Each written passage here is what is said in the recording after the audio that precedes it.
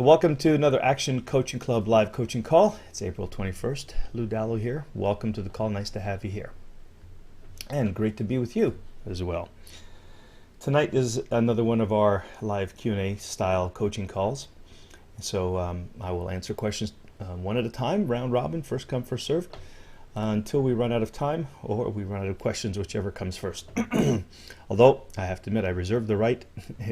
If my coughing starts to get a little bit too unbearable, it will be frustrating for me and for you, and we might have to cut out a little bit early, but I'll hang in there for as long as I can. You can ask a question by typing it in the GoToWebinar questions panel. And why is my PowerPoint not advancing? There we go.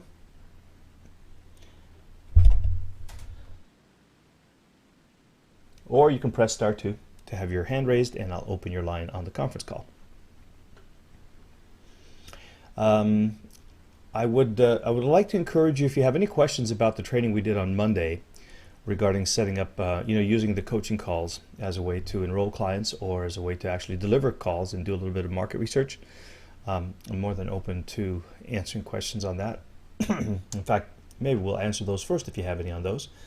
And while you're thinking about it, I will answer a few more questions that were outstanding from last week's call that we didn't quite get to. And then if you guys are still not ready with a question, I'll go into the mailbag and we'll go through those questions until you come up with something. So let's start with one question from Linda here, who first said, right on, Lou, very, excuse me. You know what I'll do? I think what I can do is, if I view the formula bar, there you go. That's kind of cool. Right on, Lou, very wise advice. Yes, we think you are a god. Oh my. Thank you, Linda, but maybe a rock god when I have my guitar. I don't know. Anyway, just wondering about this. If you have a blog, should every post become an invite via a tip to opt in? Wouldn't that alienate regular visitors? Yeah, I mean, I don't think every post is going to be an opt-in. And on a blog, by definition, you're going to have all sorts of different kinds of content. Some of them are going to be just, quick, hey, look at this resource I found. Some of it might be, hey, check out this YouTube video that's really cool. Some of it you might be running a webinar or a teleseminar and announcing, events and so on. So no, I don't think every post needs to be an opt-in. Although I have seen, in some categories, like say you have a category called articles, you can set up your WordPress blog to automatically put an opt-in request at the end of every post that is in the articles category. And you can set it up also that it doesn't show up in the blog listing, like when it has, when you have multiple blog posts showing up on the page one after another. You can set it up so that there's only it only shows up when the single blog post is visible. In other words, when you know that someone's actually reading the article, and then as they read through at the end, it seems like a logical place to go ahead and invite them to opt in. Also, if you were to do a product review, or if you're talking about one of your products and so on, maybe instead of an opt-in box, you just might pop them over to your sales mini site, which hopefully has an opt-in box on the front of that. So yeah, I don't think I would do it like universally for everything, but strategically you could do it. You could do it on an as-needed basis, like on a post-by-post basis, or you can program your blog to automatically do it for certain categories of posts, and or a combination of the two. But absolutely, I wouldn't expect that every single blog post had an opt-in. What program do you use to make a picture like this?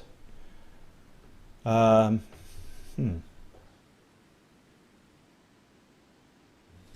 I think I know what you're talking about, because I think at the time we were looking at, I maybe need to get this out of the way here. We were looking at Twidla. I think this is what you're talking about. And so if I get my little pen and I can start drawing, and I think this is what you're talking about, Linda, when I can say just do a box here and whatever else, that kind of stuff. And actually, one thing I don't use enough that I probably could here to make this look even better is I could actually, instead of drawing these hand free form things, oh man, the things you think about only after the fact. and let me see, shape, and then maybe connect lines from one to the other.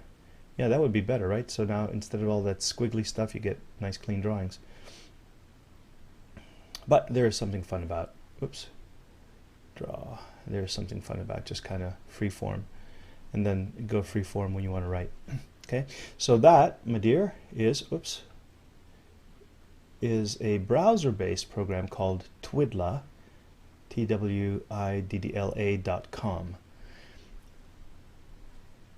Okay, and if you were talking about something else, let me know, but I think that that's what you were referring to. Okay, let's see some more of these questions. So, antiaddsystem.com. Okay, this one is from Sensei Bill. And Bill, I wonder if there's something specific. Were you looking for feedback on this, or was that an answer to something that happened on the call? But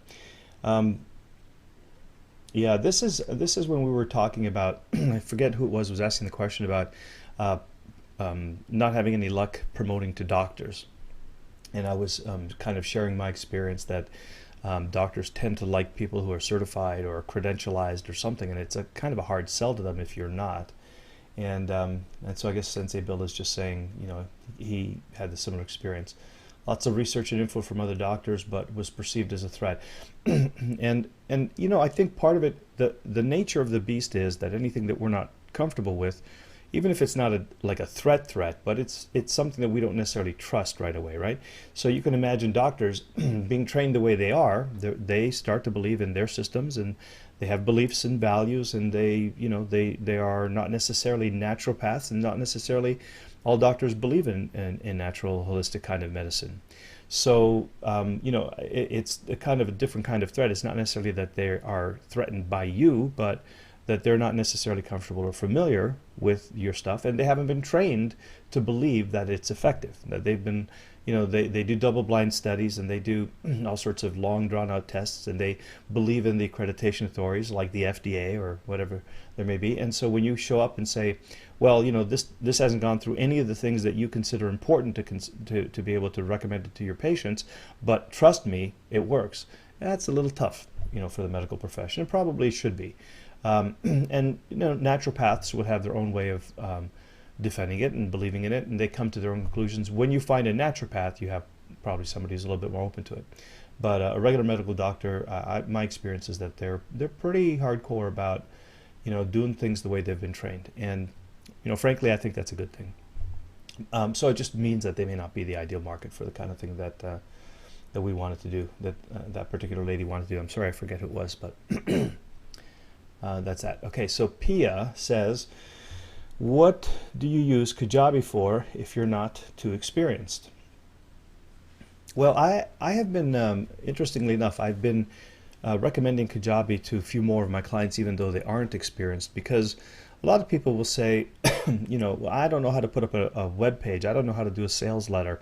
I don't know how to deliver digital product. I don't know how to integrate my shopping cart with my download thing. And I don't know how to protect my downloads so that they're not, you know, there's a lot of little bits and pieces, right? So instead of getting them to learn all those bits and pieces or to hire a webmaster, I just say, well, use Kajabi. And it's a great way to launch, you know, to launch your business very, very quickly. So I'm a big believer of it, and I'm working more and more with with people to use Kajabi for their businesses. Now, it doesn't replace the blog, right? It's not like an authority center, or it's not like a content center. Its main purpose is to create opt-ins and sales, to run launches, and then to deliver digital product through a membership model. And so if that works, if that fits into what you're trying to do, then you know, then it could be a very good solution for you. In fact, it's more often a good solution than people are willing usually consider. Now, I will tell you, if you're interested, I'm starting a thing called the Kajabi Tribe. I don't think it's up yet, because I just got the domain a while ago. Oh yeah, okay, so it's just redirecting to Kajabi. So if you want to join my Kajabi tribe, I'm going to have a little mastermind and a group of people we're just going to help each other sort of work through how to how to use Kajabi for different applications, and I'm going to do some coaching masterminds and so on. So if you're interested in that, now the people that are coming in to the Kajabi tribe, this is my tribe, not Kajabi's. This is not in any way related to the Kajabi company. It's just my identification that that's what this tribe is for. So I'm kind of the chief of the tribe, as it were. But if you think you want to use Kajabi and you want me to sort of be available to answer questions periodically through a distribution list, an email list, and maybe some periodic coaching, and I'll show you how I use it for teleseminars and for launches and things like that. Then if you sign up through my affiliate link, then you will be invited to the tribe when it comes into being, which should be, I think in a month or two from now. And the way you can do that, I think if you actually do Kajabify me, that's my affiliate link. We'll see if it works. And if you ever, just in general, if you ever hear me referring to a product, and it's not one necessarily that is referred to directly from, they had a little bit of problems with Amazon today. If you ever hear me referring to something and it's not something that's promoted by Action Coaching Club, because normally if it's promoted by Action Coaching Club, I'll give you their links to it. But if you ever are wondering if I have a link or something, I have a domain called lourecommends.com, and then just type the project name, and if I have an affiliate link, it'll jump over to the page. But in this particular case, I want to try to help people to use Kajabi more and more, and more of my clients are having such great success with it that I'm getting the confidence that I'll be able to help get everything bootstrapped, your launch funnel, your sales funnel, your product delivery, all the rest of it bootstrapped pretty quickly. So if you are interested, if you're thinking about Kajabi, you want to join my tribe, then just sign up to Kajabi using lourecommends.com/Kajabi, and I'll see you on my affiliate report, and I'll send you an email when we're ready to go with that. So what was the question here? Yeah, so do I recommend it if you're not experienced? Well, yeah, absolutely. In fact, I recommend it more if you're not experienced. It'll take away all of the technology problems that you will encounter otherwise. I'm not sure what all these percentages are. Restaurant businesses. Oh, I think that, that was referring to another thing that we were talking about. Okay. What would be your top tips for holding a webinar? I'm doing one next week, my first. This is from Wes. Well, Wes, congratulations. So I wonder if you've already done your first. Sounds like you might have. So hope it went well if you did. And if not, I'll open your line. Raise your hand and tell us all about it. It'd be really interesting to know how it went. Now, my top tips, that would actually differ depending on your purpose for the webinar. Because if you were doing like a promotional webinar, I would have a certain set of guidelines. If you were doing a product creation webinar, I would advise a few other things. So I'm going to give you tips that are going to be sort of the generic apply to everything tips that come to mind. And remember, I haven't organized this, so it's kind of off the top of my head. But here are some of the top tips. First of all, know your outcome. So is this a list building event? Is this a product sales event? Is it an affiliate promotion event? Is it a sales orientation call? Is it a product creation call? I'm a big fan of starting with the end in mind. So first know why you're doing the webinar and who you're doing it for, and then know what it is you want them to do. What's the outcome of the call? Because then the next thing is design the call so that everything that you include in the content supports people, supports creating the desire for people to actually do what you want them to do, right? So in other words, you know what you want to do, now build your case. And build your case by providing information, education, persuasion, samples, examples, interaction, whatever it takes to influence people to take action. And also, just like a sales letter, especially when you're doing anything, but especially when you're doing a promotional event, always remember, always talk to the hot buttons of your avatar, and remember, who it is you're talking to. Remember what their fears, frustrations, needs, and desires are, and incorporate as much conversation around that as you possibly can, because that's going to connect with them the most, right?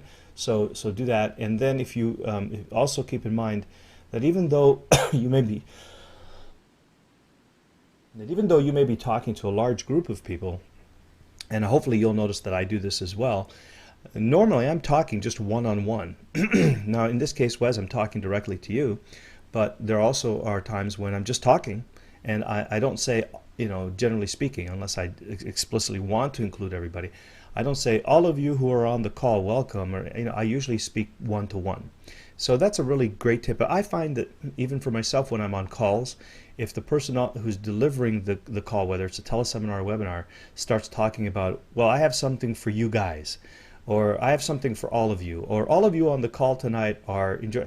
It just takes me out of that feeling, that connection that I had with that person until they said that, where I felt a real one-to-one kind of tunnel vision. Then suddenly I'm jarred out of it. Okay, so it's a much more personal way of communicating, but it's also a better experience. I find even as an attendee, it's a better experience for me. So I would highly recommend you keep that in mind. And then whatever the call to action is, just be sure that you have the destination link set up and the follow through so it goes really, really easily. So that's kind of preparing and creating the content. Now, the other part of this, how do you raise your hand, Wes? Press *2 on your keypad. And the other part of this is that in almost all cases, the benefit of a live event comes from people who actually attend the call live. And so do everything you can to maximize the attendance live. And that for me usually means that you're going to send, you're going to send invitations at 7 days before, 5 days before, 2 days before, 1 day before, and then an hour before the call. Now it seems like a lot, right? but you'd be surprised how often people get busy, and even though they intend to come, they don't. I'll tell you the truth, it sounds like it's a lot, right? But you'd be surprised how many times I get people writing back saying, oh, gee, thanks for reminding me, I would have missed this. Now, of course, they can go to the replay, but more often than not, it's to your benefit to actually have them on the call. So really promote the call and remind people so that you maximize the attendance on the call. That's likely going to be, the more people you have on the call, the more social proof you have, the more energy you have, the more connection you have, and of course the more likelihood that they're going to take action because they're there for the full call, right? If they're on replay, they might hear the first 15 minutes, they might skip around, they might, who knows what. So ideally you want them to have the full experience the way you planned it. So I would do everything I can to get people on the call. And then if it makes sense, when you're on the call, give them an incentive at the beginning of the call to stay on towards the end.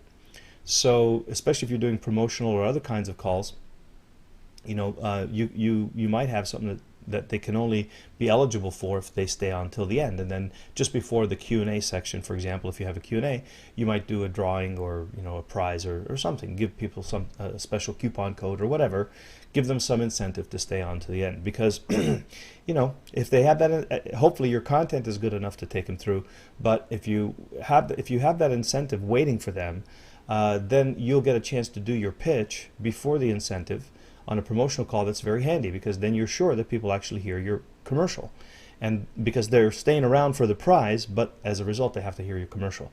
And if you're doing a promotional call, that's really important. So think about things, we call them stay on incentives. Give them an incentive to stay on. And then, having said how important it is for people to come on the webinar, if you're doing any kind of promotion, then the most important recommendation I could give you, the best tip that I have is don't fall down on the follow-up. So if you are promoting an event, if on the event you're promoting an affiliate product or one of your products or a course or something like that, remember that not everybody was there on the call. Normally you'll find about 30-35% of your registrants will be on the call. In most cases, sometimes more, sometimes less, but you use that as a rule of thumb. So that means that you've got 70% of the people who didn't hear the call, didn't hear your call to action. And so make sure you follow up and tell people the replay is available. And by the way, get the replay up as soon as you can.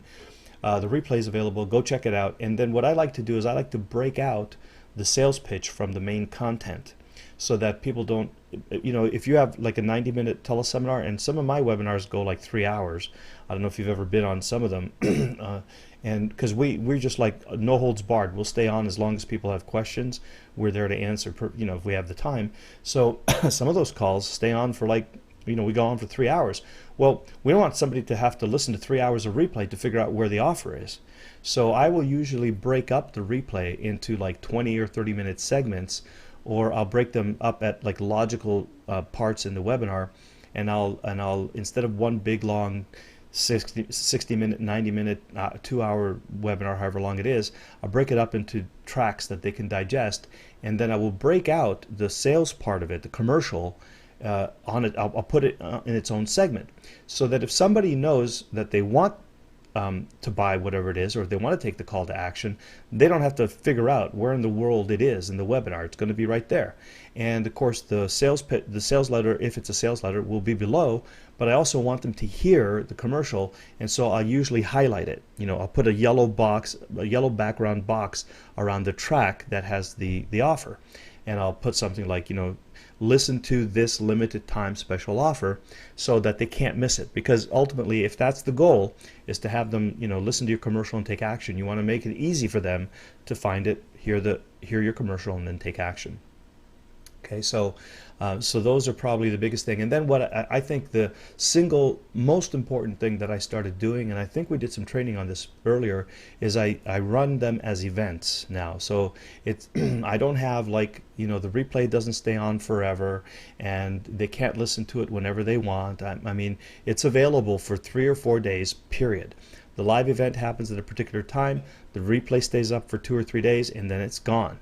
Because if you don't do that, you're competing with everybody else who is doing that, and if there's no incentive, no urgency to come and listen to your webinar, then people will just kind of in the back of their minds go, I'll just bookmark this for later, and later never comes. Okay, so probably that more than anything is one of the most important tips I can give you, and if you do that, you'll see people start responding. In fact, I knew I was onto something when I started moving to this format, and I started getting mail like, hey, where's the replay? And I would write back and say, it was only available for like 3 or 4 days. Oh man, that sucks, right? But guess what?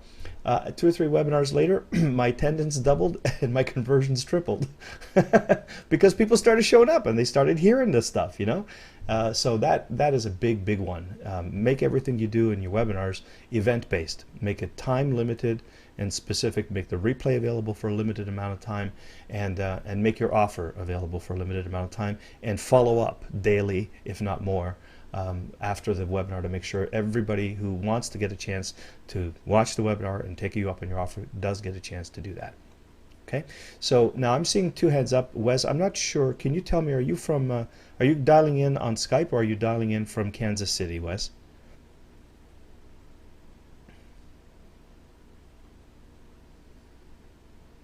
Okay, I'll tell you what. I'm going to open both lines. Wes, just say hello. Hello? Wes, just say hello, please. Hello, Lou. Hello, can you hear me? Hello? Hi, is that Wes? Yes, sir. I'm on the cell phone. I had Skype in the background. Oh, okay. You're on both lines. Okay. I was. I turned the Skype off. Okay, no problem. Good, I got you. So, how was that, Wes? I don't want to take up everybody's time. This is pure gold, and so to cut forward to the chase, I don't know why last week's question got posted again this week, but that was great because that was the answer that I was looking for. Beautiful. Last night, I went to the Chamber of Commerce meeting where there was a bunch of the actual business owners at the Taste of the Northland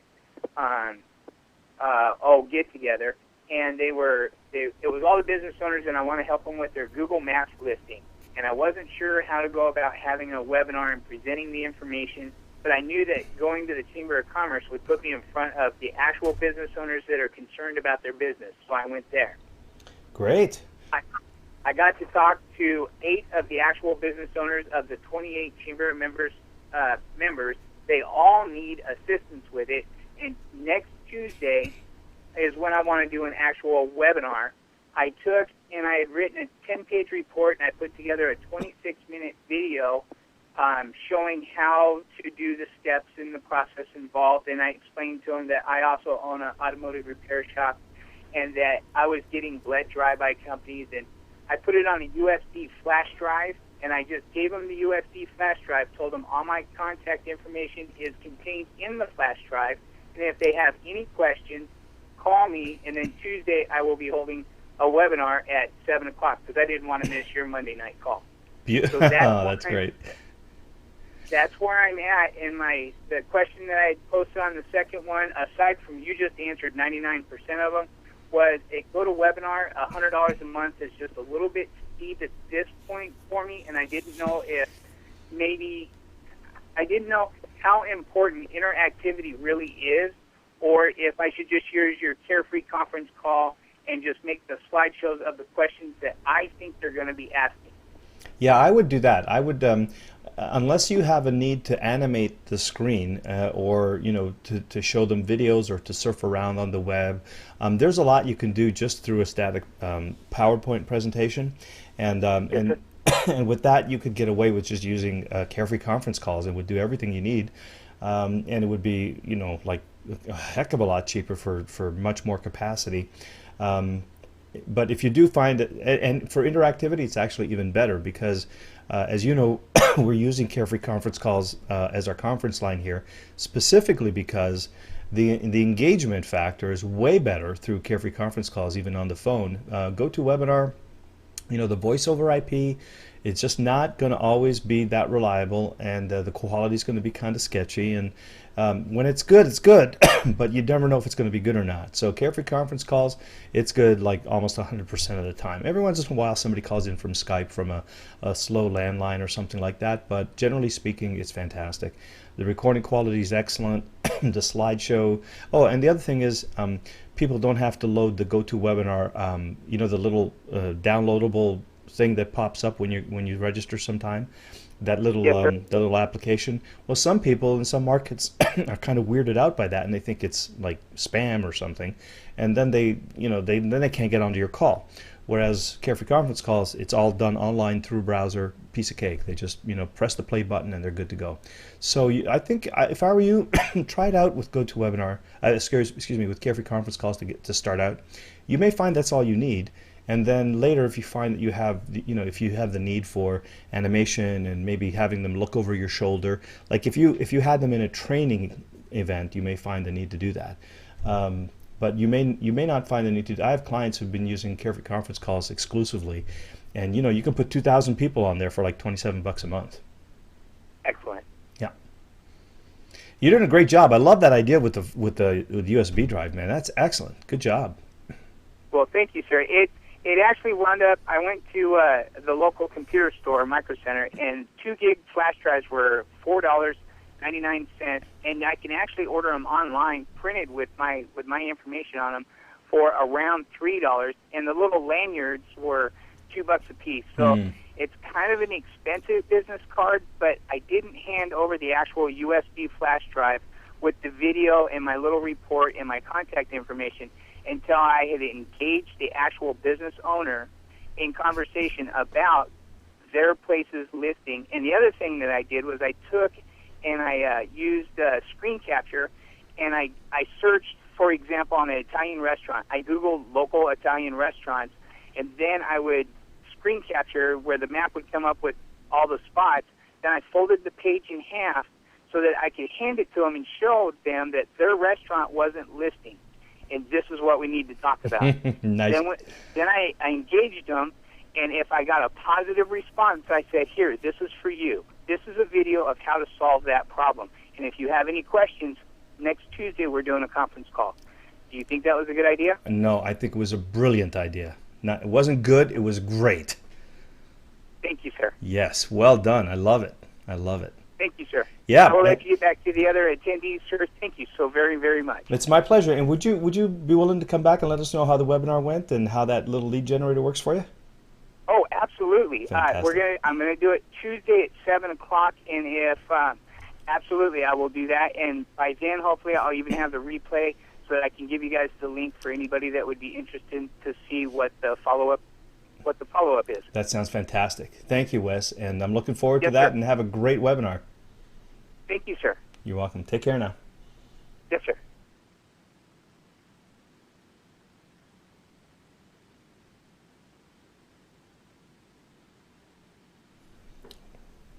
Wow. Okay, that got me so excited I had to cough for 5 minutes there. That is great. Great. Excellent job, Wes. I'm really proud of you. That sounds fantastic. Can't wait to hear how it goes. Okay, let's go back to the questions from last week here. Here we go. Hey Lou, thanks for reading my email today, but I don't think I explained my challenge correctly. Oh, this is Aleem. Okay. I've watched the niche videos a few times now, and I understand the theory behind finding my niche. The problem I'm having is trying to figure out what should I be looking for when I search blogs and forums, and how to interpret the results and the results regarding the keyword tools. Okay, so Aleem, can you just type in and let me know if you're here? Because I think I would like to talk with you. Just either press *2 on the control panel, or just say hey in the questions box. Okay, I don't see it right now, so I'm going to just wait, because before I get into this, I think an interaction would be really helpful here. So I'm just going to wait, and hopefully you'll come on a little bit later. Okay, this is another comment about the medical pros. It's not the product threatens medical pros, but any claims need to be supported by peer-reviewed data. Yeah, agreed. Yeah, it's a challenge, right? Okay. Shuling says, I'd love to have a training question on Cindy's questions. I have to go back and find out what those were. I'm so relieved to hear that such a great coach like you, oh, that's sweet, gets this no call response. Otherwise, I'd be thinking it must be me. Yeah, I remember this. So this is when we're talking about how offering those, when Anthony and I were talking about when you offer those free calls, how it's not unusual to get a fairly low response, because people sometimes feel a little bit threatened to just get on a call with somebody they don't know that well, and some people, are feeling that it might be, a high pressure sales call and things like that. So that the response, the acceptance rate to that offer increases the more people are on your list and get to know you and kind of know you're for real and know what you're all about. And then an invitation that way usually gets better results. Good. And so we're caught up on the questions from last week. Let me just close down my Excel. I have to go. Oops. I have to go back and check with Anthony again later. So, okay, we got a bunch of questions. Let's handle the live questions here. Karen says, hi, have you heard of doing a coaching gym for unlimited coaching? Apparently people only use a couple of hours of this per month, even though they technically have unlimited access during the time the gym is open. Do you know how to set something like this up? Yeah, I mean, I have a coaching gym myself. I use a coaching gym. What I found is it depends on the niche.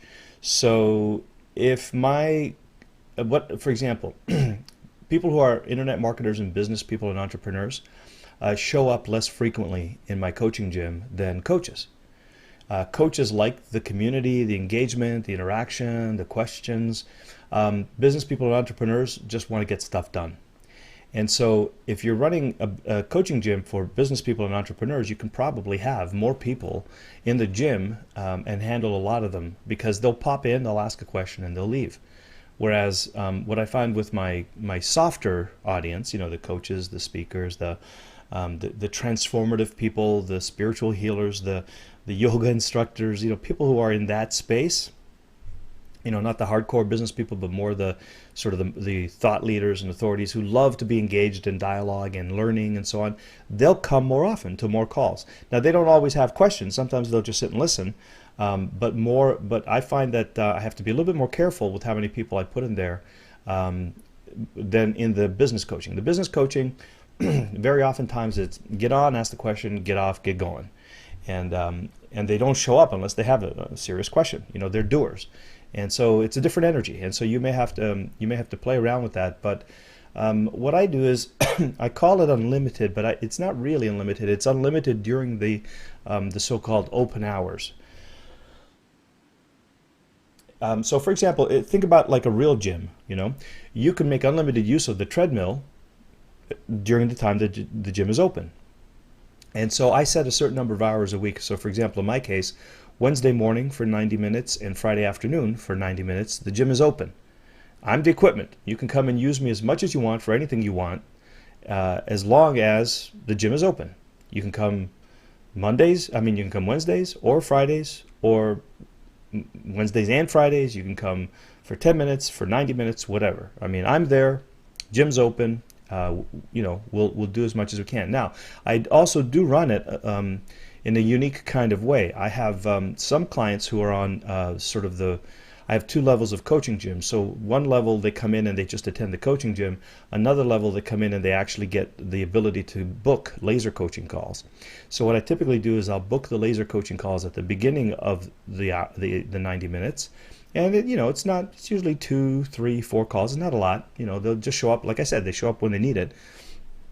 And then we'll finish that. So we'll do 15 minutes for 2, 3, or 4 people. And then with the time remaining, we'll do what we're doing here tonight, kind of round robin, one question at a time. So everybody gets a chance to ask a question. And when we run out of time or we run out of questions, then we're done. And that's how I run the coaching gym. Now, I don't know if I don't necessarily call it unlimited, but I guess it is. It's unlimited it's not unlimited like you can call me anytime. It's not that kind of unlimited. I frankly just don't even want to set that expectation, because one person who decides that they want to call every hour on the hour and I'm done. So even when you have unlimited coaching, you want to set boundaries on it.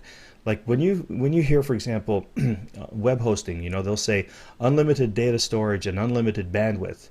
Well, that's true, subject to the boundaries of how much processor time is allocated to you, given that they have 100 other websites on the shared server.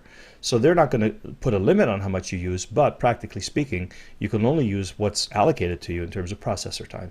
So the same thing for the gym. You could say unlimited, but be sure you say unlimited during these hours, or unlimited in this way. I know people say you can ask me anything about anything, unlimited questions, but only one question a day, right? Because it can very easily get out of hand if you just make it unlimited without any kind of boundaries. But I do like the coaching gym model a lot, because I find I can usually I like to keep them to about 20, 25, but I can find 25 people in one coaching gym is pretty easy. And, it's anywhere between 200 to 500 per person, depending on how much access they want.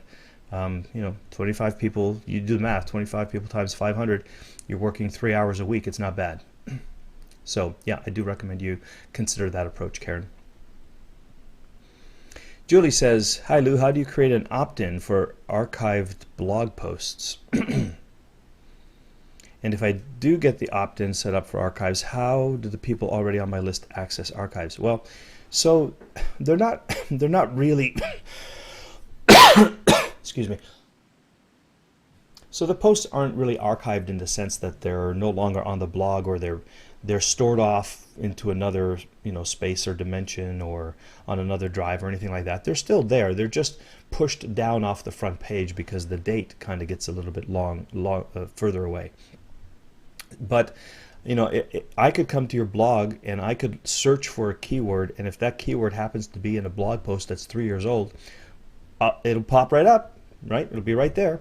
So there's not there's not any real archiving. So all you have to do if you want to create an opt-in for those is just go and find the archived, quote unquote.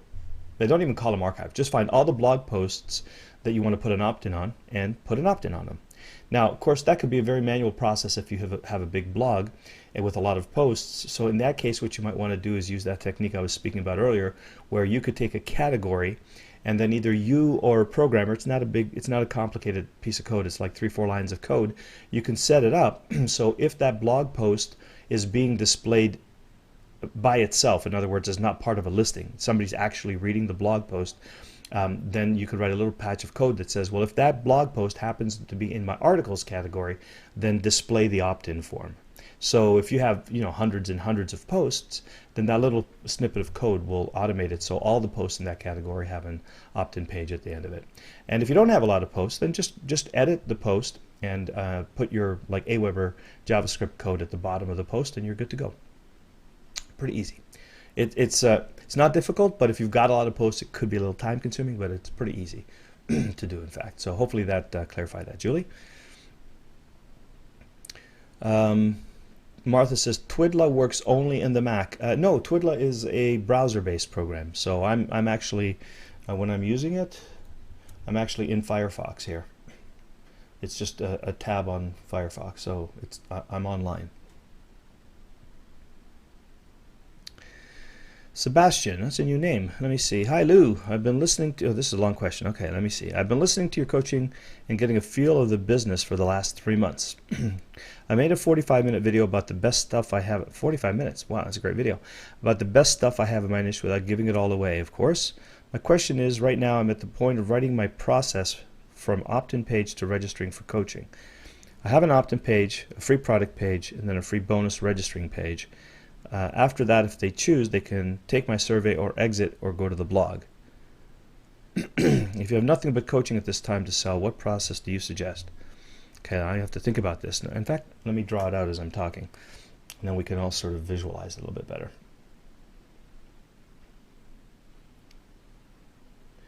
Okay, so I know I'm going to do this freehand. I know I said there are shapes there, but I'm going to do it freehand. Okay.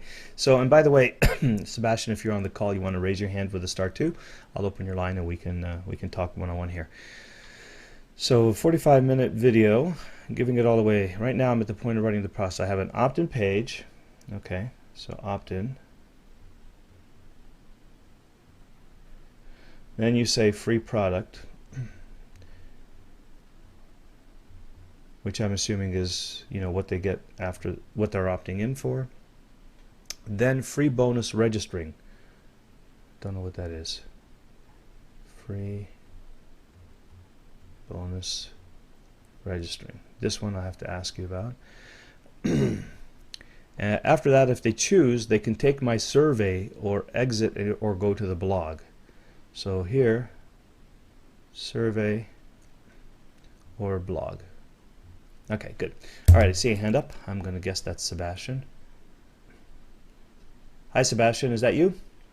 Hey, Lou. Hey, good to have you here. So listen, tell me what this free bonus registration page is. Okay, what that is, that's the coaching. So how is it a free bonus? Because I offered, basically I have the opt-in and I put together a video, and that's the free product. And then after that, if they want to, they can register for the coaching, for the consultation. Oh, okay. Is it free? Yeah. It's free, not paid, right? Because it's free totally bonus. free, yeah. Okay. Do you have this? Literally have this on a separate page? What I have is I actually created a demo in iWeb. I wish I can show you, but it's not posted yet. I have an opt-in page, a product page, and then this free bonus page. It would almost be once they click the register, it automatically would take them to the survey. Mm-hmm. And then once they close the survey, it doesn't close the free bonus registration window. That window will still be open. Mm-hmm.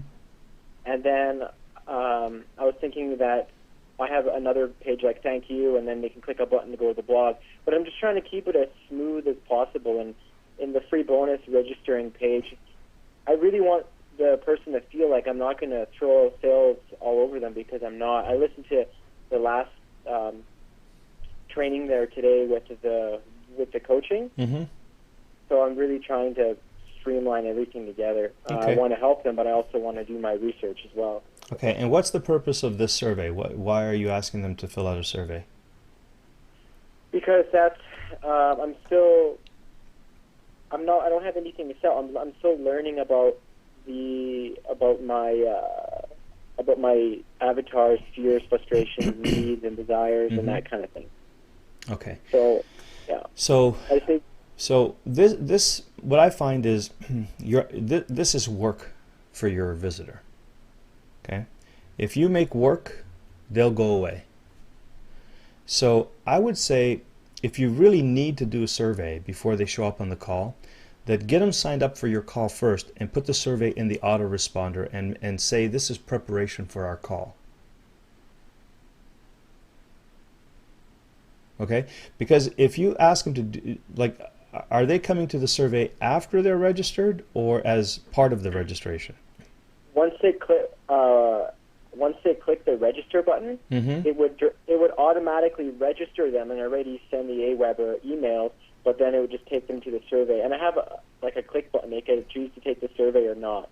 But like I said, it's just a demo in iWeb. It's not written in stone. I'm just trying to put everything together. Yeah, I'm a little bit nervous about this because I find that what I like to do is give people something before I ask them to work. But then again, depends on how much you want to qualify them, right? If you actually want people who are serious on the call, then you can give them a survey, and you're going to get fewer people showing up, but you're going to have more qualified people because they actually took the time to fill out your survey. So is your goal, is this like market research? You want to talk to as many people as possible, or is this like an enrollment call? What I want to do is I wanted to do.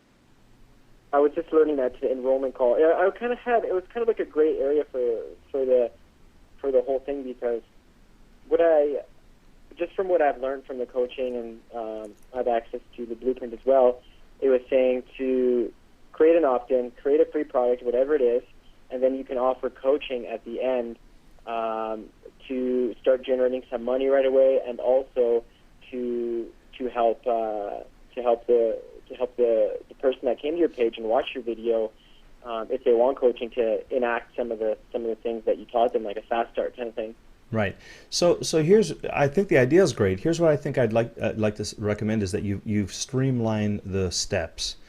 What I would recommend you try first, just to keep things nice and simple, is on the page where you're giving them the free product. So this was a video, right? This is your 45-minute video. Yeah, there's a 45-minute video, and then there's an arrow that points down and say, once you're done watching this video or whatever, click here, and then it takes them to the bonus page. Okay, great. So instead of taking them to the bonus page, just put a headline here, free coaching, whatever. Tell them what's all involved, and then put the reg button here, or whatever it is that you're using. So forget the separate page. Just put it right in underneath there. Because what'll happen is you're going to have to end up popping this up in a separate page, right? Because otherwise they'll lose the video. So you open it in a separate page, and now they've got the video playing in the background. They've got the free bonus up here. They're distracted like crazy. They don't know what they're reading, and they're going to close all your windows down. So sorry, I think we're there. Only the free product page will be open because they'll opt in. It'll take them to the 45-minute video. Right. That's the only page that's open. But you said this is a separate page, right? Once they're done watching the video, it says click here when you're done watching the video, and then they would click when they're done the video. No, they'll click any time. They won't wait till the video's done. If they see that button, they're going to click over, and then you've distracted them, right? Gotcha. And it's okay to distract them in a sense if they want to, but I wouldn't have them on separate pages. So I would put your offer right down here. Just put it right underneath there. No separate pages. So if they want to keep the video playing while they're scrolling up and down, they're still on the same page. They haven't gone anywhere. Just keep it nice and consistent on the same page so that it's fewer clicks, and that you make sure that they see the offer, because sometimes they may not click, and then if they don't click, they won't see the offer. So what I'm recommending here is just put it all on the same physical web page. Okay, so because the bonus, I was hoping to kind of be a little bit of a surprise for them too, but it doesn't matter. Just put it where it works. Yeah, I mean it doesn't matter. As soon as they click this button, they're going to know, right? So you just say here, surprise bonus.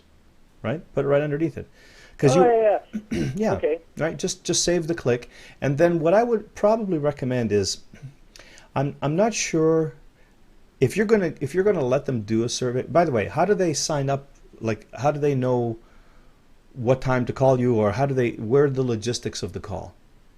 What's going on? I'm trying to figure out this part first, and then I'm gonna. I have someone on I posted some ads up on Elance. Mm-hmm. So I have that stuff still put together, because I just finished the video, and now I'm just trying to actually piece it all together and then get it online. And obviously I have to go to Monkey Survey. I already have that, and then Aweber, and I still got a couple things I have to do, but it's getting there.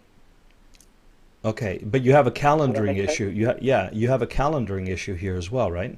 Because they have to book time, and you don't want people double booking your time. So you need a little process for them to online go and book themselves in to schedule themselves to call you, and you have to then tell them, here's how it's done. You're going to call me at this time, and so on and so forth. So this registration process, you got to flesh it out a little bit, right? Yeah. What I think I would do is I would get them registered first, and then in the autoresponder, as part of the registration, you're going to have them, like, let's say for example you use I use GenBook, right? So let's just say for fun you're using GenBook for this. Well, GenBook, when they book an appointment, it sends them a confirmation message. In that confirmation message is where I would say, here's how to prepare for our call. And at that point, I would take them to the survey. Okay. Okay. Uh, and then they could choose to take the survey or not, but they're booked, right? Because that's your primary goal, is you want them booked. So don't put anything in the way of your primary goal. But if you think the survey is going to help, fine. After you get them to do what you want them to do, which is book an appointment time with you, then, offer them whatever they want that's, optional. You with me? Okay. I'm with you. Yeah. So we're opting in. We're going to watch the video, and at the bottom I can just put like whatever surprise bonus, and then I can explain the coaching, which is something I wanted to ask you about. And then once they register, this Glenn book, that's GenBook. sorry, Gen book, is that the calendar or is that the autoresponder? It is the calendar. You're probably going to use Aweber or something like that as the autoresponder. But now this may not be. Let me give you a couple of options here. So this is the one that I use. It's called genbook.com. And when I first started using it, it was free. Now it's $19 a month. You may not want to pay that, but take a look at it. But if you don't want to pay it, there's also, for example, Tungle.me is pretty popular. It's scheduling, made easy, they say, and this is free, and it'll connect to your calendar. Another option is ScheduleOnce.com. Okay, and you can get the personal edition for free, and that will work for you as well. And there's another one called TimeDriver.com, which is also free, I think, for the. So there's a there's a free version. You don't have control over the branding, but it's probably okay. Unless they change it. I'm not seeing the free version now, but I think that they had a free version here as well. Let's see. No, but it's like $30 a year, so that's not bad. $30 a year. Okay. Okay. So take a look at those programs, and most of them have like 30-day trials.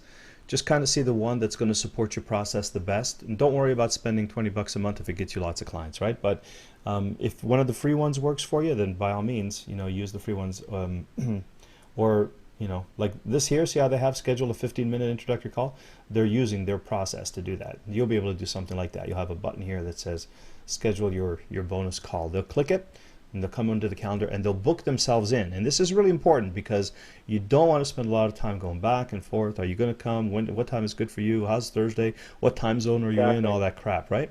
So yeah, I was thinking that. Yeah, so these programs will help you. Just whatever one suits your personality or has the features and functions that you want, you can. You getting started though, I can go back and watch this, right? Yeah, absolutely. Okay, yeah. So I can. Which one would you recommend to get started? It really depends on the one that supports your process the best. They all work a little bit differently. So clean, simple, and the least amount of hassles. Well, what I can tell you is, for me, I chose GenBook. Okay. And I'm doing something very similar to what you're wanting to do. Based on what I needed to do and the flow that I wanted, it was worth paying the $19 as it turned out for me, because that just happened to support what I wanted to do. So have a look at this, and they've got 30 days free. So tool around with it. You may or may not find that this is the one that's best for you, but I found that the user interface internally is a whole lot easier than everything else, and integrates nicely with the calendar, and it does a whole lot of things like follow up and customization and so on that was important to me. So it was worth it for me. But I would recommend. I know a lot of people are using TungleMe very successfully for this kind of thing as well. So don't overlook this just because it's free. It could do exactly what you need it to. Yeah. Okay. Just I had one more thing I was going to ask you here. When they get to the page where they're going to be looking at the coaching, mm-hmm. and from watching my video and all that, what suggestions do you have for them to register with?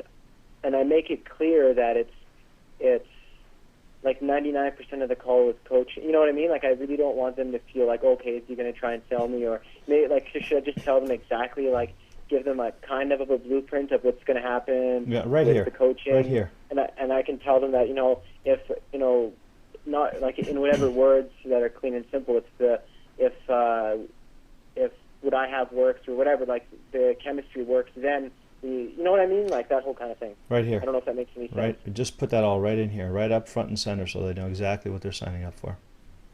Okay. Okay. And then once they register, now if you want, you can reinforce it in the autoresponder or whatever you want. But here's the great place to say, here's exactly what's happening on this call. This is what you can expect.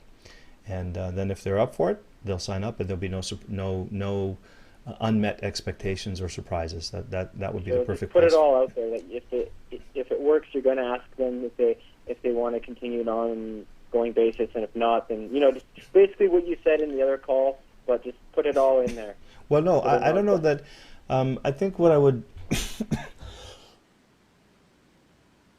I don't think that I would make necessarily a big point of that at this point, because I don't necessarily want them to feel. Well, okay, it depends on your goal, right? So if in one case, like when I ran these things, I made a point of saying, look, this is not a sales call. This is purely Q&A, 15 minutes of coaching, and so on. And so that was the way I ran that event. And other times, I'll say, this is a half hour of coaching. Bring your top 1, 2, or 3 questions. We'll get through as many as we can, and I'm going to give you my best shot. And by the way, at the end of that, if we think we're a good fit, then I'll also be happy to tell you about my coaching with me. Now you could come right out and say, you can look at this as a way of getting to know me and my coaching style, and then possibly decide to join me as a client. You could come right out and say that. Don't put it way out there. Like, make a subtle reference to it, tell them, but don't make it the big point, because that's what they're going to focus on. You want them to focus on the benefits that they're getting, like the coaching and the value, and that you're going to be there fully present, give them the best you got, no holds barred, give them your best ideas, and then say, it's almost like you're, as a passing comment, oh, and by the way, if at the end of it we both feel like we want to continue the relationship, then I'll be happy to discuss it with you. So make it sound like you're willing to tell them about it if they want to know, rather than, and then I'm going to sell the heck out of you, right? Be very smart about how you use that language, and don't make it like 3 paragraphs. Make it 1 or 2 sentences, so you're very clear that there's an opportunity for them to join your practice, but you don't have to spend a lot of time emphasizing it, unless you want them to know that they're coming here to find out about your coaching programs. Then that's different. Right? So if you're positioning this as, look, I really just want you to come and have a great coaching call. I'm going to give you my best shot. I'll try to answer your top problem. And then, if at the end of it we find like we're a good fit, we can talk about working together. That's one way to position it. If your position is, there is absolutely no selling happening on this. I just want to get to know you, get to understand your needs and your fears and frustrations and so on, because I want to build the best product that I can. I'm in product development mode. Then you'll say that. And if your goal here is to enroll people, then you could say, if you're looking for a coach, you're thinking about a coach, you want to experience a coach, and you want to see whether I'm the coach for you, then come on in for 30 minutes, and I will coach you for 30 minutes, help you solve your best problems. I'll tell you about my programs, and at the end of it, you can decide if it's a good fit. So there's all 3 different levels of heat, if you will, different degrees, and it really is intended to support your most desired outcome. Whatever you want them to experience, and whatever you want to accomplish, is going to determine what you say here. So just make sure it accurately reflects the thing that you want them to experience the most. Okay. All right, so you got there's 3 things there, right? One is free, pure coaching. Just want to get to know your fears, frustrations. The other one is, I'm going to give you coaching, but if at the end of it you want, I'll tell you about my programs. And the other one is, you're looking for a coach, I'm a coach, get on the call, let's talk about if I can help you. Right? So you're getting increasingly more direct about the fact that this is a sales call versus a coaching call. And whatever you decide to do, then just state it very clearly right there when you invite them to register and to book the time. Okay, I would definitely be there in the middle, because I want to learn, but I also want to, I also would like to generate some money with it too, for the people that find it useful. You know what I mean? Yeah, absolutely, absolutely. So just before it's opt-in page, free product page. Keep the free bonus in there. Keep it short. Just get to the point. And Then once they register, it'll send them a link to the prep zone in the survey in their email, kind of thing. Yeah, absolutely. And don't worry about a blog. The blog, what you can do is you can refer to them to the blog in either your autoresponder that they opted into here or in the confirmation message. More likely than not, this first autoresponder will be a good place to direct them to your blog to go read an article or something. The first. yeah, Okay, I see what you're saying. I set up the blog because I didn't want to get slapped. Oh, if the opt-in page is on the blog, that's fine. But what you were saying here is they can either go to the survey or to the blog. But if they're already on the blog, then it's not an issue. They're already there. Oops. Oh, man. I just wiped everything out. But otherwise, if you're saying to me, I'm going to give them the choice of the survey or the blog, then I'm saying, oh, good, it's back. So here, don't worry about the blog in this process. Now, if you happen to run this process on a blog, that's okay. It's a different story. But if this is an opt-in page and this is a web page, and then you're saying, oh, now I want to tell them that I have a blog, then I'm going to say, don't make it part of this process. Tell them in your autoresponder. Oh, okay, put it there. I see what you're saying. Yeah. So I'm going to set up the opt-in page. So I'm going to try and get different sources of traffic. But I know that I can't set it up through AdWords because I could get slapped. So how do I? Okay, Okay, so I'm going to move on, and if we have time, I'll come back to answer more of your questions. I think you've got enough to get going on here. No, it's okay. It's no problem. I just have a lot of questions in here, and it's one question each to round robin. But listen, do this. I just got carried away, but thank you. No, it's awesome. It's awesome. I love it. If we didn't have as many people on the call, I would talk to you forever. But here's what I'd like you to do. Don't jump too many steps ahead, right? Let's get this part done, and then once it's up and running, we'll talk about traffic. Deal? Deal. That's a good deal. Now, is there somewhere that I can email you that if I have it up, you can go take a 5-minute peek or something like that? Nope. Nope. Just send lou.acc@PowerUpCoaching, and the next coaching call we have, I'll take a look at it. But no 5-minute peeks. Okay. What was that email? Lou, L-O-U, .acc, like Action Coaching Club, Yep. at PowerUpCoaching.com. Perfect. All right? Thank you very much. David. You're welcome, Sebastian. Go for it, man. You're doing great.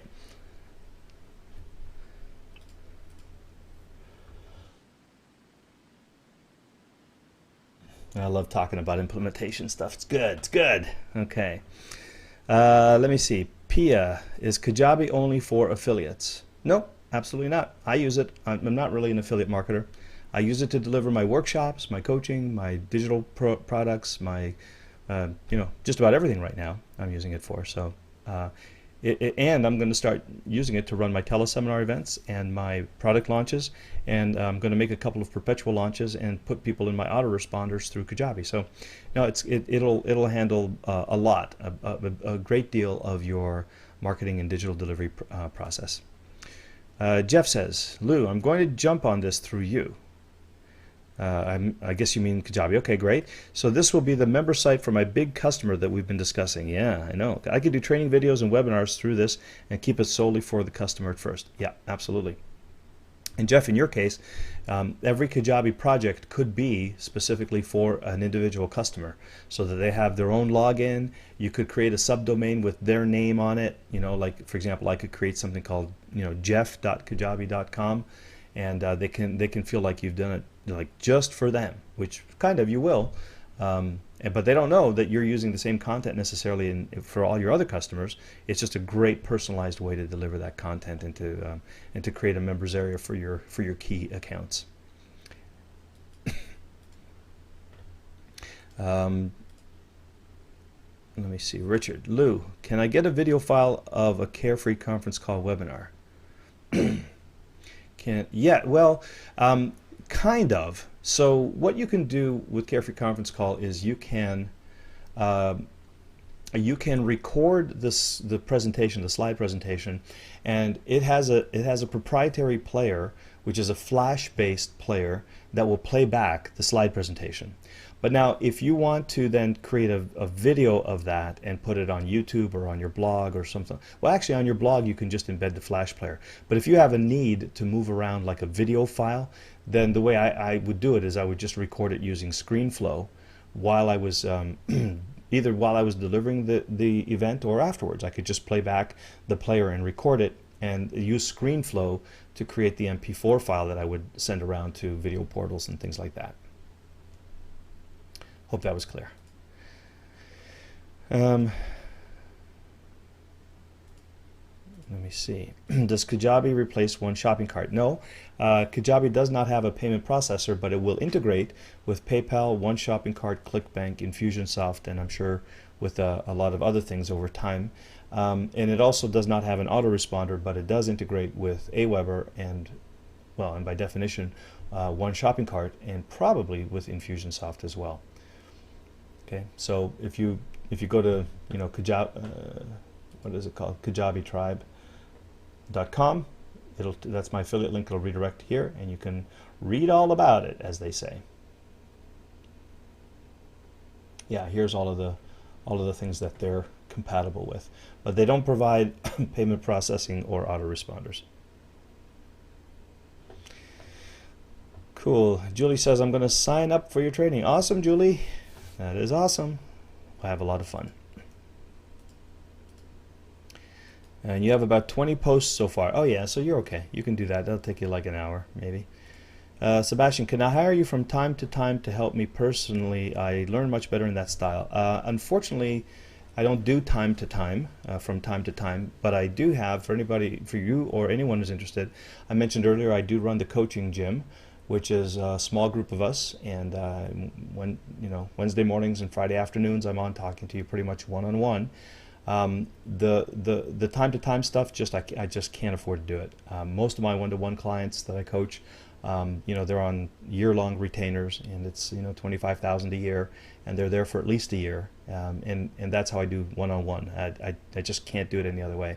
And the alternative is the coaching gym, which is pretty good. I mean, you get a lot of access for $200 to $300 a month, or depending on the package, anywhere between $200 and $500 a month. But you can get started like at $197, and that's like a personal, small group coaching mastermind with me on the calls 3 hours a week. So that's not bad. So if you're interested in that, just email me at lou.acc@powerupcoaching.com, and we'll go from there. And in the gym, do I look at your website? Yeah, in the gym, whatever you want to do, we do.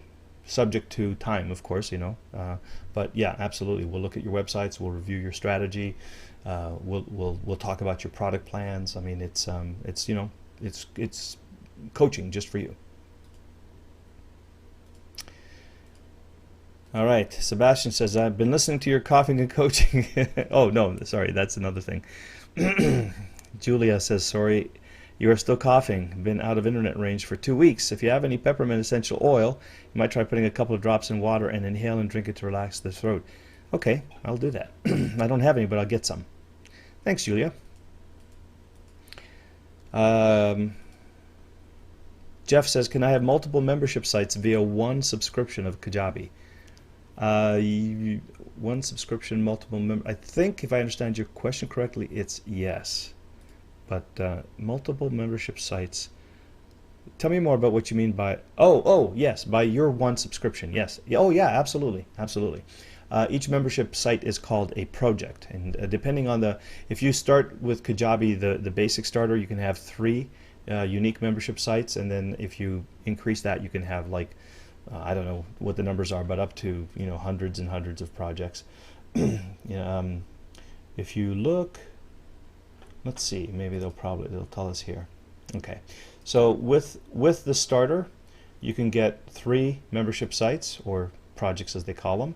With the professional, you get up to 20, and with the ultra, which is what I have, you get unlimited.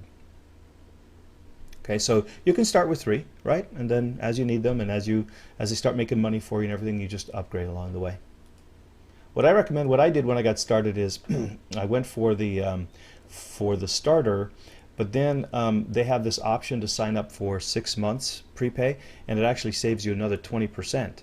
So you get billed once every 6 months, but you save 20%, which is awesome, over the course of a year. And then you're on a 6-month billing cycle instead of a monthly one, so you're saving money and getting a lot of access for that. This is a great way to start, and then as you start using the projects and start selling memberships and become profitable and it makes sense, then you go ahead and upgrade as you need it.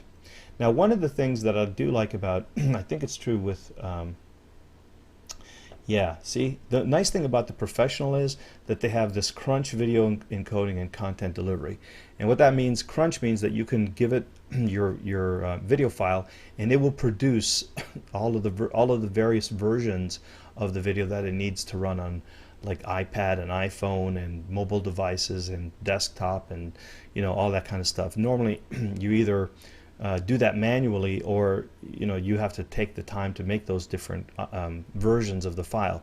So if you find that your audience is very portable and they're on a lot of mobile devices, or they use a lot of different browsers or HTML5, and not all of them want to use Flash or whatever, then you'll probably find some benefit in having these two features available, in which case you'll probably want to get started with Professional. And again, I'm pretty sure they will give you the 6-month option. However you do it, I would normally recommend you get 6 months at a time.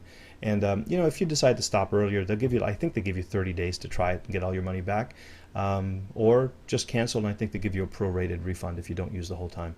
But the best deal is to prepay 6 months at a time. Okay, Jonathan says, please tell us what WordPress plugins, when put together, would give us the same functionality as Kajabi.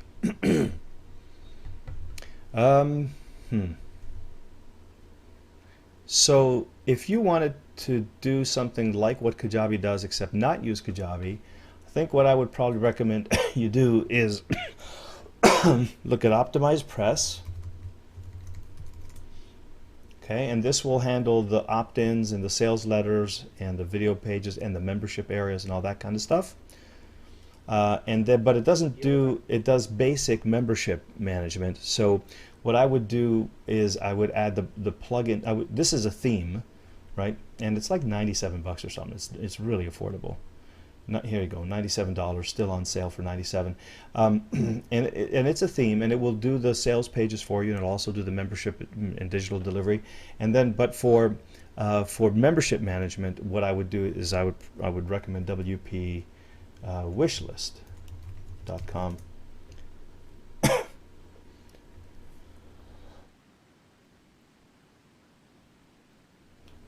Wishlist member, there you go. And I would use this to manage the membership levels and user access and the account creation and all that kind of stuff. Some people like Digital Access Pass as well for membership management. I haven't used it, but it looks pretty good. Okay, so these tend to be like the two popular membership management things. So if I wasn't going to be using Kajabi, I would probably be looking at OptimizePress for sure. It's a great little piece of software, and then either Digital Access Pass or WPWishlist.com.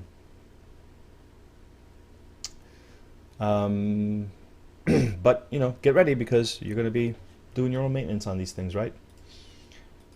A lot of people use this actually and really like that combination. So I think those are the two options that are the most closely competing. What you will find though is, if you have your own theme and you have your own membership manager and all that thing, you're gonna want to make sure that you're creating the right versions of the videos and that your membership area is designed the way you like, and you want to make sure that you're probably using Amazon S3 to supply your videos, right? I mean, you don't want any hiccups on a shared hosting for video, so definitely I would look at Amazon S3, if you're not already. Okay, that's s3.amazonaws.com, and put all your videos on here. And then if you're not really comfortable, if you're not really comfortable doing what should I say, doing a lot of video editing and creating a lot of different versions of videos for HTML5 and for Flash and for iPad and all that kind of stuff, you might look at something like encoding.com, where now you pay for the usage, but it makes it real easy. What they do is you give it an original video and it'll produce all the different file versions that you need, and it will actually upload it straight into your S3 account. So it'll create all the files, and you give it the access to your S3 account, and it'll convert them, upload them to your S3, and that'll save you a ton of time. And this is kind of equivalent to the Crunch functionality. It's not as integrated, but it definitely definitely is an option you might want to consider. Now, if you have a lot of horsepower on your desktop and you don't mind sitting there while each file renders for half an hour, and a lot of people do that, then you don't need this. But if you find that that's starting to take you a lot of time and you're not sure about all the different encoding options and all that kind of good stuff, then you might look at encoding.com, because I think they have, let me see, pricing. I think for a lot of folks, basic is not bad, but even at $49 a month, you can get a lot of video generated, and you don't have to tie up your desktop. You don't have to hire a VA. You don't have to wonder about, oh geez, was that the right version? Did it have the right spec? Blah blah blah. It's a nice, easy way to create videos. So you might want to consider that. There is also another site called zencoding.com, which is similar, but I actually found it wasn't. Oops. Oh, Zencoder. Sorry. I actually find for the way I use it, encoding.com works out to be cheaper. But it's the same kind of thing here. You give it a video and it produces all the different variations for mobile devices and different platforms for you. Okay, so that's a pretty good starting configuration there, Jonathan. I think you'll like that a lot. What about a Ning site for a membership site? I got mad at Ning because they screwed a lot of people when they went to their paid pricing model. They didn't give people an option to stay free, and so I kind of got upset with them about that. However, I think that I don't think you'll find as much flexibility on a Ning site. Now, mind you, I haven't seen it since they started asking money for it, but I think it's got a pretty good social element. Like, it has groups and communities, and for people to talk to each other. I don't think it's quite as good at being a digital product delivery tool. And it's not as good as being a front end sales tool. So I think it's okay, and if it suits what you want to do, like if the energy of the Ning site is what you want, right? That kind of social thing with more communications and not so much about digital product delivery or workshop delivery or something like that, then I think it could be fine. But I have the sense it's a little bit different purpose than something like Kajabi or Optimized Press. But I used to like it. Joe says, hi, would you mind giving me some feedback on my opt-in page? Okay, we'll take a quick look. OnlineDatingPUA.com.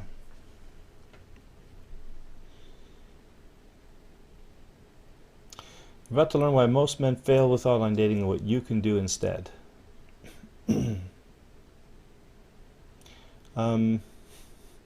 Okay, so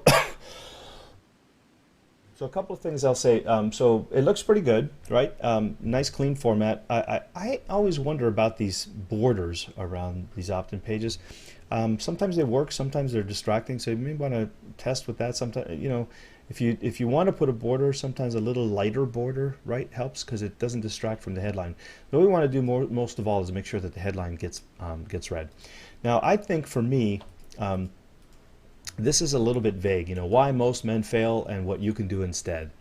Well, yeah, I mean, I kind of get where you're coming from, but I would love it if you say, how to avoid getting shot down by the hottest blonde in the room and shriveling from embarrassment in front of your buddies, and the three things you can do to have that Victoria's Secret model, melt in the palm of your hands, kind of thing. Like a little bit more specific, more vivid, less conceptual, a little bit more specific, and very specifically directed at the experience that your avatar has. So when you say most men fail with online dating, what does that mean? What does it look like? What does failing consist of? What's the experience? What's the process? What's the, like Edmund says, what's the externally visible evidence of failure? So, for example, I'm going to try an experiment here. So if you're on the call, you're listening to this, I want you to tell me what you think of when I say why most men fail with online dating. So what does that mean to you, failing with online dating? Okay, just type it in on your GoToWebinar control panel. Yeah, I know it's vague, Anthony, but what does it mean to you? Like, what image does it constitute? Like, when you think of failing with online dating, what does it mean to you?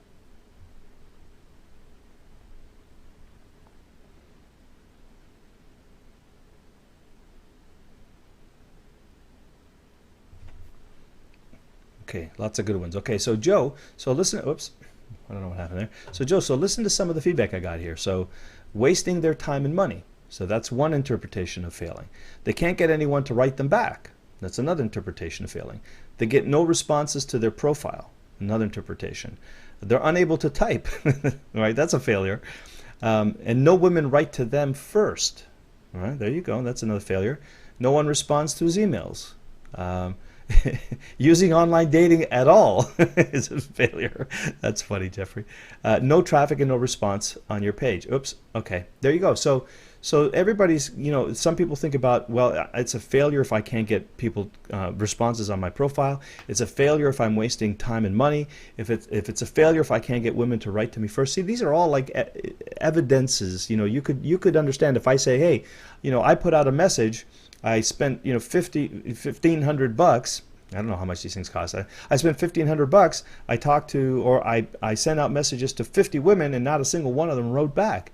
And this took me 3 months, $1,500, and absolutely no one wrote back, right? And then how does that feel? That feels like I don't have what it takes to attract a mate, and that makes me feel like I'm just not a man, kind of thing, right? So you can go a little bit deeper and deeper into it and see if you can find that one experience, and maybe the experience is here. If you determine, for example, a lot of the things that I'm reading here is that they get no responses to their profile, right? So you might want to say, you're about to learn how with virtually no expense you can have hundreds of women clamoring to get attention in your inbox in response to your profile. The 3 words you need to have in your profile to make sure that you come off like a stud and have hundreds of those women competing for your attention in your mailbox. Okay, so that's a little bit, for example, more specific. And I guess I'm assuming that on the basis of, if I were to say that wasting time and money and not getting people to write to me is failure, now I can come up with the headline that, people can relate. And as you're describing it, they're kind of nodding their head going, yeah, that's what happened. I just spent like $1,000. I've been, writing email after email after email, right? And that could be the other thing. You could say something like that. If that were the problem, you could say, stop being a schlup and writing hundreds of emails, spending all your money for women who are never going to respond to you. Let me show you the secret technique that, the 3 words that you need to put in your profile, and make sure that you're not spending any money, but women are clamoring to get your attention. Okay, something like that, for example. Okay, so make it visceral, make it visual, make it experiential, and try to stay a little bit away from the conceptual of what you've got here. Okay, so the main comment here: more specific, more direct, more relevant to your avatar, and hopefully really gets them to see in the screen, in the movie of their minds, exactly the experience that they're having, so that they go, geez, this guy really gets me, and then you've got them at hello, so to speak. So meeting more women every month. Okay, so that could be the description of failure, right? But I think it's interesting that meeting every woman every month, is that the problem, or is it getting the response the real problem, right? So that might be something to think about, and you might say that no, people are getting a lot of responses, but failure means they got all these responses, they just can't get around to meeting these women. They can't quote unquote close the deal, as it were, to go from the initial point of interest to getting that date. Right, so so I think you can experiment with that and see what are people relating to the most. Are they having trouble getting those messages, or are they having trouble meeting people? And or the other part is, are they having trouble meeting the right people? Like, I know some friends of mine who said, they've been on online dating for, I don't know, like years, and they're spending a lot of money on dinners, and then 20 minutes into the dinner they realize, oh my God, I should never have been here in the first place, right? So maybe that's the failure, right? Is not knowing how to select the person who's likely to be a good fit, a good match for you, right? And the simple secret technique that's going to guarantee that when you finally do meet them for dinner, that it's going to be magic, going to be sparks at first sight, kind of thing. Okay, so so that in terms of the format, it's okay. I think I would really work on the headline and the intro, and then I think you might find something in the headline here in your bullets. Now, the other thing that I would encourage you to do, it's a personal favorite thing of mine, is not to put the opt-in box at the bottom, unless it's the second opt-in. But if you only have one opt-in box, hey, listen, what are you going for here on the page? An opt-in, so don't hide it. Just, what I would do with it is I would put it right up here underneath the headline, and take up the top third of the column underneath the headline, and then put your text and bullets underneath here beside the report. You might want to experiment whether the image, the graphic helps you or not, and you might also want to experiment with do you want to put the graphic here, or do you want to put it near the opt-in? Do you want to shrink it down a little bit? And what I would probably recommend for you is, spend $50 and have a custom background designed here that don't just use the standard Aweber form, because instead of these arrows, what I'd like to see is that maybe your graphic shows up in the arrow, and then you have a little text here that says, Confessions of an Online Dating PUA guarantees you'll meet 3 women in the next week. Just enter your name below and find out how. Right? A little bit of text here that sells the benefit of opting in. Okay, so that's kind of my first approach. I mean, I think this is ready to test. Put it online and start driving traffic, but I think you'll find you can optimize it a little bit more using some of the ideas I mentioned to you. So give that a shot, and remember, just the way that we had a lot of different ideas of what failure was. You want to ask yourself that question, what is failure? How many different ways can people interpret failing with online dating, and then try to imagine which one is the most likely experience that your ideal customer is having, and then make that your headline. Especially hit the emotional point of why that is an experience that they don't want to have. Sebastian says, how to have a girl at your place every Friday night without ever leaving your house. Leave your drunk buddy at the bar. Okay, great. That's a good one too. So maybe that's the success. Success is, are you sitting home alone Friday every night, or drinking with your buddies when you'd rather be with and again, so PUA is probably not with the love of your life. It's probably with a hot chick, right? Is what they're looking for. So would you rather be cuddling with this Victoria's Secrets model this Friday night, or you want to be drinking beer with your buddy? And let me show you how to do it online. Top 3 things you need to know to attract, to stand out from the crowd and attack the hottest chicks online. Sorry to be talking about this, ladies, like this, but this is the language of the PUA, or the pickup artist. Okay, Dean Gates says, does Kajabi store and manage your videos on Amazon S3? Yes, indeed, they do. Okay, Joe, hopefully that was some help. Jeffrey says, can you give me feedback on my opt-in process? Yes, I will, and I see Nate's here. Let me just open the line. Nate, how you doing, buddy? Hey, what's up? Not much. How's it going with you? Oh, awesome. I just wanted to jump on here before it was over. Great. Did you get a chance to try out your marketing test? Well, I had my marketing workshop. I did have that. How'd it go? And had to... Well, it didn't have the response I thought. I had 2 people come out, but I'm actually having way more success from this dating advice. Ironically, just like this other guy was talking about. I've only had 3 classes, and I've already had $1,700 in coaching sales come from it. Through Meetup, Meetup.com. Through Meetup, yeah. That's cool. I mean, I got a list of 58 people, and $1,700 in a couple of weeks is pretty good from a small list like that. Yeah, very nice. So what's the process? The process, I've got it refined pretty well. I do free weekly classes on Friday night, plus a free boot camp, a large group setting. And then I show them that I can help them. I help them meet women, build their confidence a little, and then I say, hey, I'm having a VIP tomorrow, small group, maximum 5 people. You can either pay $100 for the class or join the VIP for $797. Nice going. And you're getting some takers there, right? That's good. Yeah, I give them 2 levels of VIP, gold and platinum. $297 or $797. Sweet. And how many are taking the $797 percentage-wise? Well, the first person took the $797. That's nice. Good for you, man. Excellent. So I guess you're going to be teaching guys dating. You're going to be giving guys dating advice. Yes, I'm wondering if you what you might suggest is for rolling this to a bigger scale, because 58 lists is just tiny stuff for me. Well, I guess it depends. Like, is there a chance that you could have 580 people through a meetup, or is it generally? Oops, I think I lost Nate. Nate, are you there? No, I'm still here. I'm still here. Okay. I'm getting beeps on my phone. Is that your end or mine? I don't know. I heard it too. But is it good now? I'm still getting beeped. Let me turn off my Bluetooth. All right, it should be good now. Okay, that's better. Oh, I'm still hearing beep beep. Let me see if it's you or me. Hold on. Let me mute Okay. let me mute you for a second. Let's see if it's you or me. Oh yeah, it's you. Okay. You there, Nate? Yeah, is it good now? Let me step outside. Yeah, Okay. it's good. So, getting 580 people to a meetup is kind of hard because there's really no advertising on Meetup. I'd have to advertise the event itself outside of Meetup. Yeah. So, so I think what you've done is you've proven that at least the offer works and the market is there. The question is, can you replicate it in a scalable process? And for me, a scalable process translates to webinar.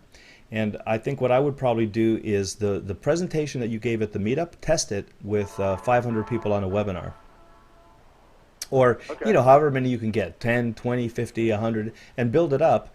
Because if you can translate the energy of your live event into a webinar, and then obviously, the offer is good, the training is good, and all the rest of it, that's probably the way that, the easiest, least expensive way to scale up a kind of a meeting/presentation format and see if the offer still works.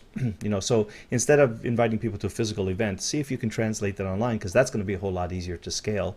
And then bring people to the webinar, do the presentation, and then invite them into your coaching, and see how that goes. And then give people maybe the opportunity to talk with you one-on-one if they have questions about your $800 program.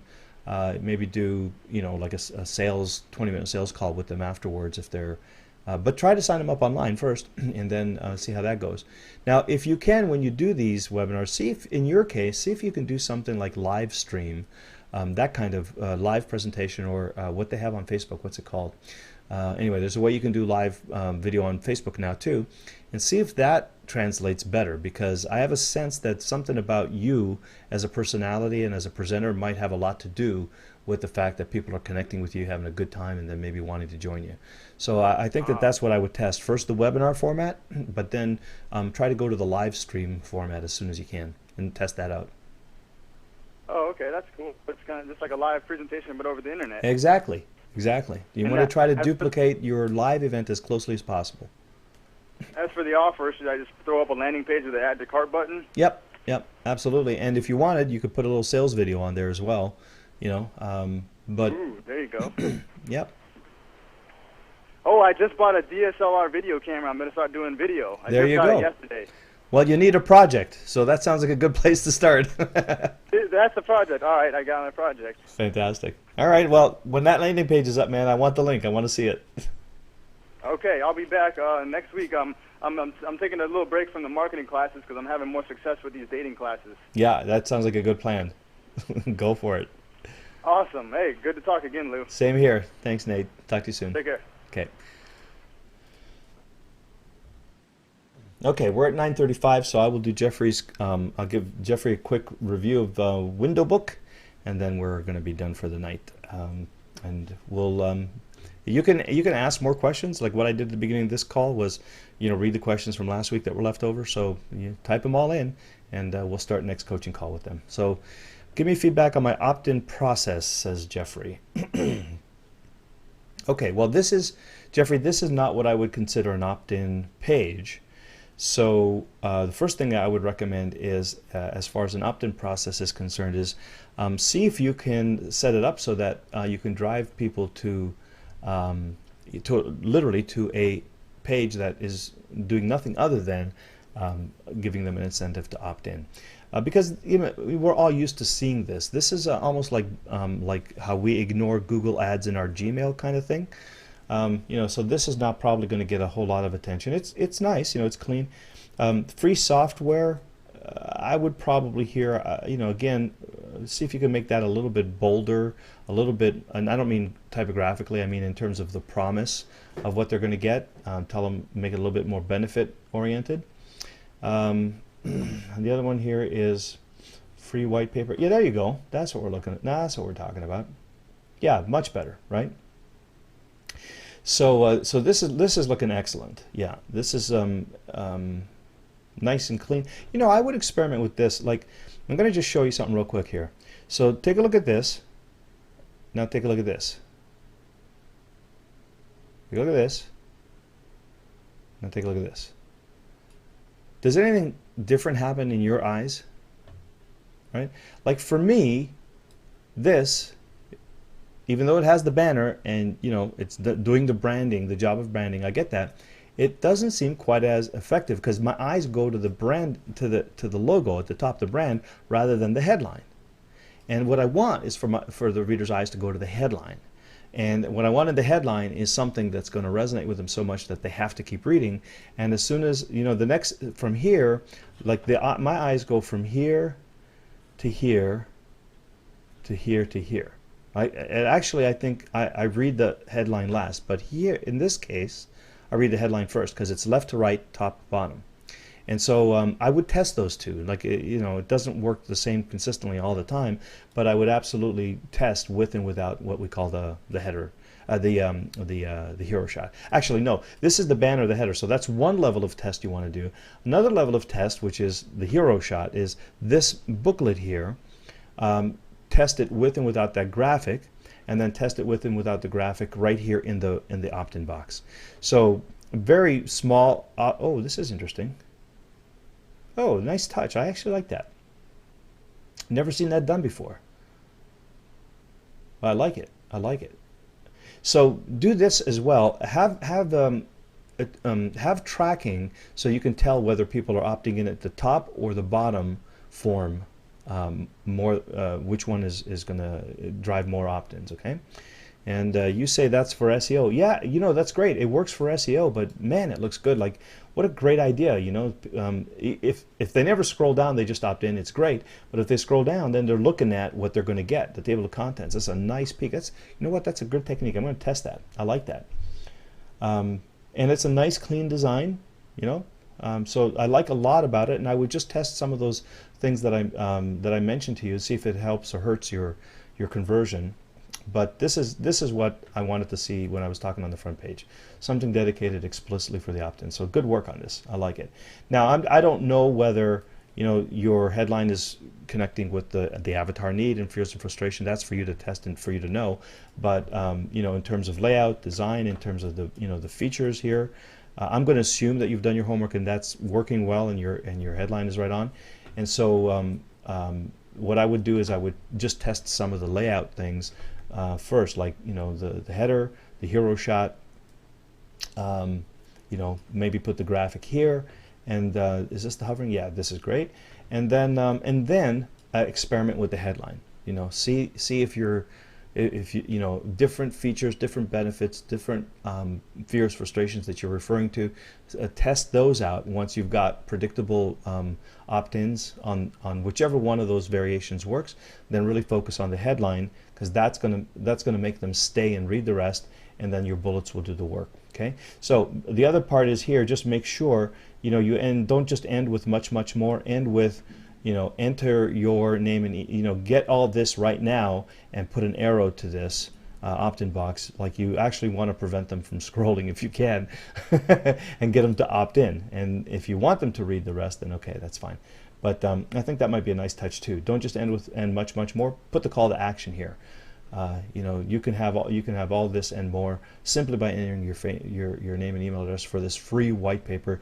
Do it now, and then put an arrow. Okay. Beautiful. I like it. That looks really good, Jeffrey. I like it. You're doing a lot of things right on this page. Okay. So, Pia, you sent yeah. I think Pia. We'll probably have to wait until next week or so to talk about your questions. I think there were probably 6 or 7 in the Gmail, but I'll have to handle them next week. So hopefully you can bear with me and wait until then. Jeffrey says, I got 10,000 downloads, need higher conversion after the download. 10,000 downloads. Nice, man. That's sweet. What's the conversion rate, Jeffrey, on this page?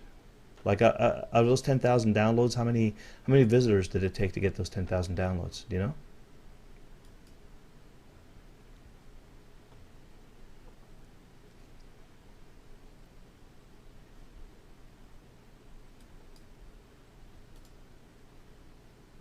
Don't know. Okay, so Jeffrey, I'm not seeing an answer from you right here. So,